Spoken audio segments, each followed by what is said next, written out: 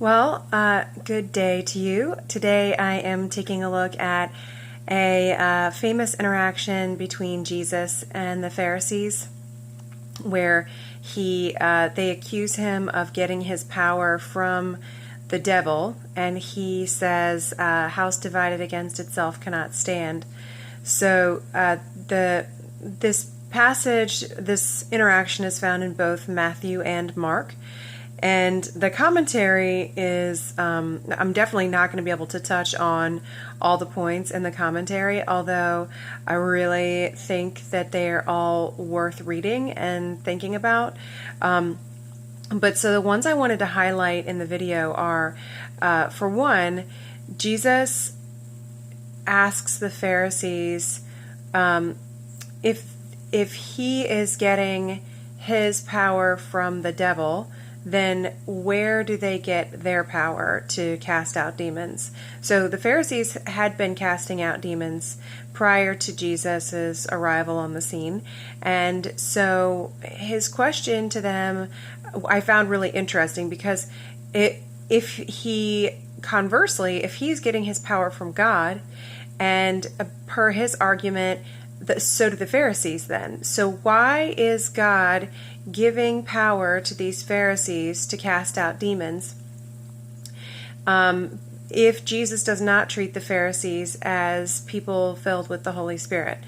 So my answer that I kind of arrived at for that is that the Pharisees, up until Jesus' arrival, had been a dim light in a dark time. They had really been the guiding vision, or the guiding voice for God in that community, and he attributed them with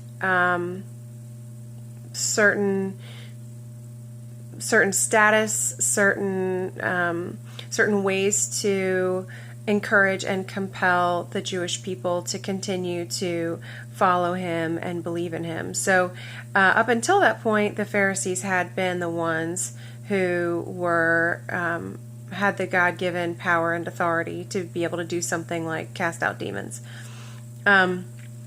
However, when they accused Jesus of using the power of Satan instead of the power of the Holy Spirit, that was a betrayal of the Holy Spirit, because they had themselves been drawing on that same power to be able to cast out demons. And so for them to turn around and say that the Holy Spirit was, to accuse Jesus of using the power of Satan instead of the Holy Spirit, which it was, that is why Jesus talks about blaspheming the Holy Spirit and how that's an unforgivable sin, because that was, again, the worst kind of betrayal of the Holy Spirit that they committed there.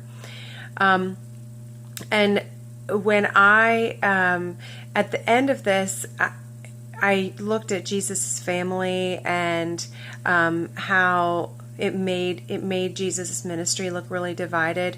And one thing I remarked is that I was convicted a little bit about the way that I sometimes disagree with other ministries or other Christian perspectives, and I might be having a conversation with a non-believer where I will I'll call out some of those other ministries and how I disagree with them.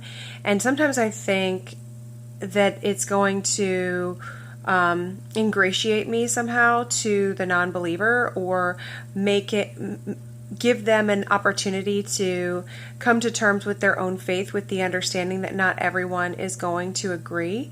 But I don't think that's actually what happens. I think what it does is it makes the Christian faith overall look disorganized, or not of one mind, and it makes it less attractive. So I really was, again, convicted about that approach that I've taken in the past, and I think it's worth considering how we present ourselves as a group to other people. So take a look at the rest. There's so much more in there, and I'll see you next time.